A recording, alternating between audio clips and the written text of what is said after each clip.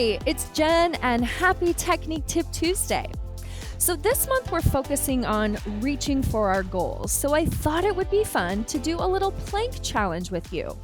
Reaching for our plank goals, if you will. Now, what is the challenge exactly? Well, it's to hold a full plank for an entire 60 seconds. Are you up for the challenge? I know you are. Now, don't worry, you don't have to do it all right now. Today, we're going to talk about proper form and then how to work your way up to that full 60-second plank. Now, we all know that having a strong core is so important for many different reasons, like balance and stability in our everyday life.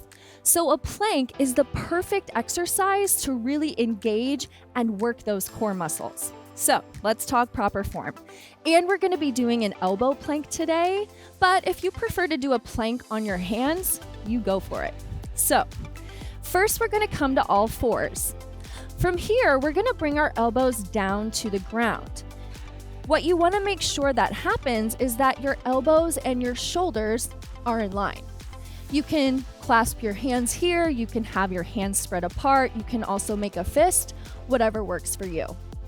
Now from here, we're going to walk our feet back one at a time until we're up on our toes.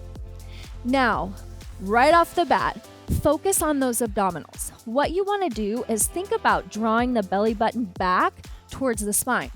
What that's going to do is it's going to help you to engage those deep abdominal muscles, the transverse abdominis. From there, I want you to think about squeezing the glutes and the quads at the same time.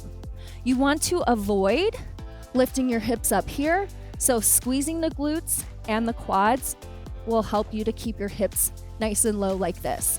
Also, practice in front of a mirror. It helps.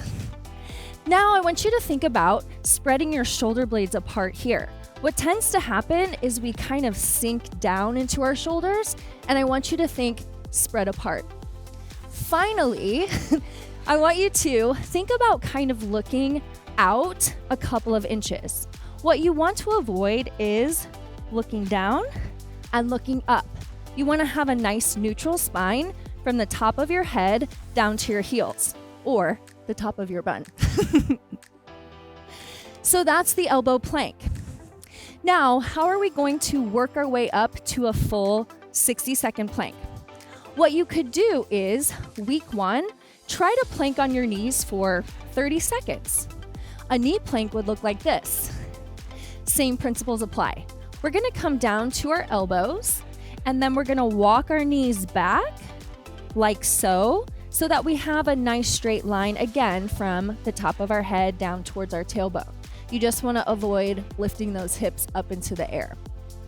So for the first week, you could try just the kneeling plank.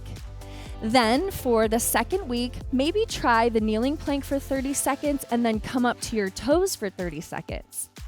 And then by that third week, try holding that full plank for the entire 60 seconds. I bet you can do it. Are you ready for the challenge? Happy planking!